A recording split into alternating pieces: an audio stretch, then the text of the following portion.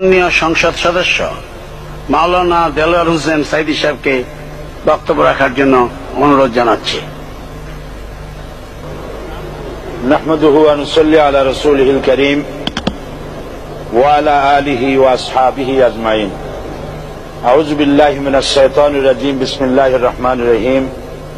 মাননীয় স্পিকার, আপনি এই মহান সংসদের স্পিকার হিসেবে নির্বাচিত হয় আমরা জাতীয় সংসদের পক্ষ থেকে আপনাকে অন্তরের অন্তঃস্থল থেকে মোবারকবাদ জানাচ্ছি।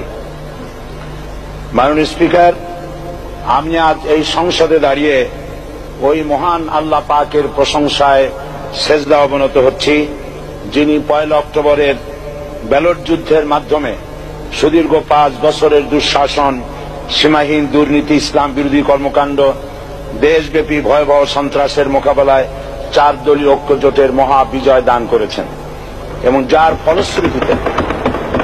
যার ফলশ্রুতিতে আজকে আমরা এই মহান সংসদে দাঁড়িয়ে কথা বলার সুযোগ লাভ করেছি। মাননীয় স্পিকার, আপনার মাধ্যমে আমি আমার অন্তরের অন্তঃস্থল থেকে দেশবাসীকে ধন্যবাদ জানাই। বিশেষ করে আমার নির্বাচনী এলাকা পিরোজপুর, নাজিরপুর, ইন্দুরকানীবাসী ভাই বোনদের প্রতি কৃতজ্ঞতা জানাই, যাদের অক্লান্ত পরিশ্রমে এবং মূল্যবান ভোটের মাধ্যমে আমি নির্বাচিত এই মহান সংসদের সদস্য হওয়ার সুযোগ লাভ করেছি। মাননীয় স্পিকার, বাংলাদেশের 13 কোটি মানুষকে যারা পরিচালনা করবেন আজকে তারাই এই মহান সংসদে বসে আছেন। আমি আপনার মাধ্যমে তাদের উদ্দেশ্যে কিছু কথা বলতে চাই। জবাবদিহিমূলক সরকার, কল্যাণমূলক সরকার ও সুস্থ প্রশাসন, এই বাক্যগুলি আমরা প্রায় শুনে থাকি। এই বাক্যগুলির অর্থ সরকার স্বৈরাচার নয়, বরং জনগণের কল্যাণে জনগণ নিকট দায়বদ্ধ সরকার, যা আব্রাহাম লিঙ্কনের ভাষায় by the people, for the people, of the people. বর্তমান পৃথিবীতে মূলত গণতান্ত্রিক দেশে এখন সরকারকে বিবেচনা করা হয়। এরূপ সরকারের জনগণের সার্বভৌম ক্ষমতার উৎস হিসাবে বিবেচনা করা হয়, অর্থাৎ সংখ্যাগরিষ্ঠ প্রতিনিধিদের প্রণীত আইনই হল আইন এবং নির্বাচিত হবার পর সরকার হয়ে পড়েন সমগ্র জনগণের, আর বিরোধী দল হয় ছায়া সরকার। মাননীয় স্পিকার, সরকারকে সঠিক পথে পরিচালনার জন্য বিরোধী দলকে অপরিহার্য বিবেচনা করা হয়। বর্তমান গণতান্ত্রিক চেতনা বেশি পুরনো নয়, মানুষ মূলত রাজতান্ত্রিক স্বৈর শাসনের সাথেই বেশি পরিচিত। বস্তুত বর্তমান পৃথিবীতে গণতান্ত্রিক শাসন ব্যবস্থায় জবাবদিহিমূলক, কল্যাণমূলক, স্বচ্ছ প্রশাসনের যে কথাবার্তা আমরা শুনতে পাই, এর প্রথম উপস্থাপক হলেন বিশ্বনবী হযরত মুহাম্মদ রাসূলুল্লাহ সাল্লাল্লাহু আলাইহি ওয়াসাল্লাম। বর্তমান গণতান্ত্রিক ব্যবস্থাপনার সাথে ইসলামের মূল পার্থক্য হল সার্বভৌমত্বের ধারণা নিয়ে। ইসলামের দৃষ্টিতে সার্বভৌমত্বের মালিক জনগণ নয়, মালিক হলেন আল্লাহ রাব্বুল আলামিন। কিন্তু সরকার গঠন ও পরিচালনা জনগণের ইচ্ছার ভিত্তিতেই হতে হবে। জনগণের ইচ্ছার বিরুদ্ধে ক্ষমতায় থাকার অধিকার ইসলামের স্বীকৃত নয়। মাননীয় স্পিকার, সাধারণত লক্ষ্য করা যায় সরকার, সরকারি কর্মকর্তা ও কর্মচারী বৃন্দ জনগণের উপর নানাভাবে জুলুম, নির্যাতন বা শোষণ করে থাকে। জনগণের খাদেম না হয়ে তারা হয়ে পড়েন জনগণের প্রভু। তারা জনগণের সম্পদকে তসরুপ করে। এই অবস্থা থেকে মুক্ত করার জন্য রাসূল করিম সাল্লাল্লাহু আলাইহি ওয়াসাল্লাম সরকারি কর্মকর্তা ও কর্মচারীদের মধ্যে তীব্র দায়িত্ব অনুভূতি জাগ্রত করে তিনি বলেন, ঘুষ দাতা ও গৃহীতা উভয় জাহান্নামী।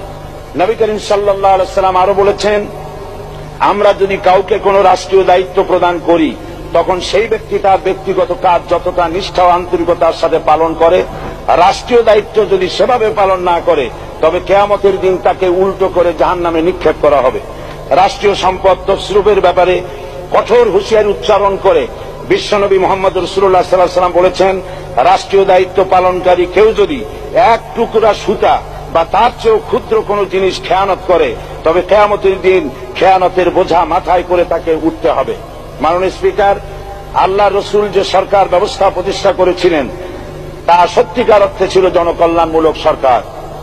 তার সরকারে দায়িত্ব পালনকারী ব্যক্তিবর্গের মধ্যে চরম দায়িত্ব অনুভূতি জাগ্রত করে দেওয়া হয়েছিল। এটা সম্ভব হয়েছিল কেবলমাত্র আখিরাতের তীব্র বিশ্বাস ও মহান আল্লাহর দরবারে জবাবদিহিতার অনুভূতির মাধ্যমে। মানুষের নিকট জবাবদিহিতা পাশ কাটিয়ে যাওয়া যায়, কিন্তু আল্লাহর নিকট জবাবদিহিতা পাশ কাটানোর কোনো সুযোগ নেই। মাননীয় স্পিকার, নবী করিম সাল্লাল্লাহু আলাইহি ওয়াসাল্লামের সরকার ব্যবস্থাপনায় সবাই যেমন আইনের দৃষ্টিতে সমান অধিকার ভোগ করেছে, ঠিক তেমনি ভাবে রাষ্ট্রের নাগরিক হিসাবে সবারই মৌলিক চাহিদাসমূহ পূরণ হয়েছে। ঋণগ্রস্ত এতিম অসহায় জনগণ রাষ্ট্রীয় তহবিল থেকে সহযোগিতা লাভ করেছে। মূলত এটা জনকল্যাণমূলক সরকারের ধারণা বিশ্ববাসী তখনই প্রথম অবলোকন করে। মাননীয় স্পিকার, নবী করিম সাল্লাল্লাহু আলাইহি ওয়াসাল্লাম সরকারি কর্মকর্তাদের বিরুদ্ধে কোনো অভিযোগ পেলে তখনই ব্যবস্থা গ্রহণ করতেন।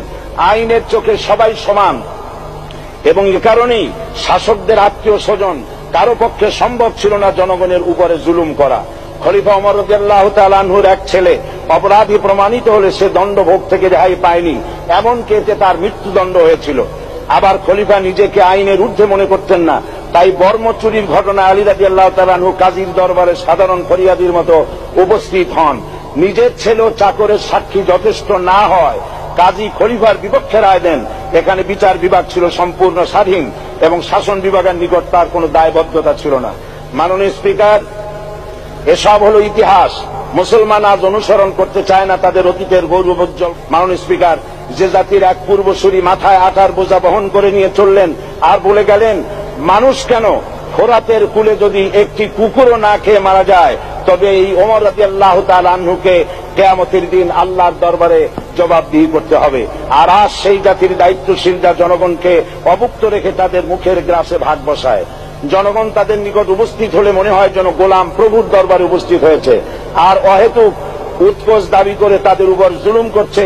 আর আল্লাহ পাক জালিমকে কখনোই পছন্দ করেন না।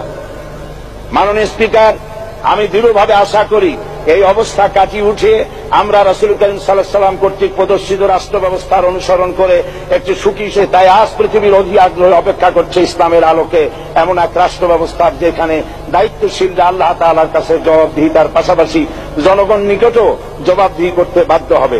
মাননীয় স্পিকার, অনেক ত্যাগ ও তিতিক্ষার রক্তের বিনিময়ে গড়ে উঠেছে আমাদের গণতান্ত্রিক প্রতিষ্ঠান এই জাতীয় সংসদ।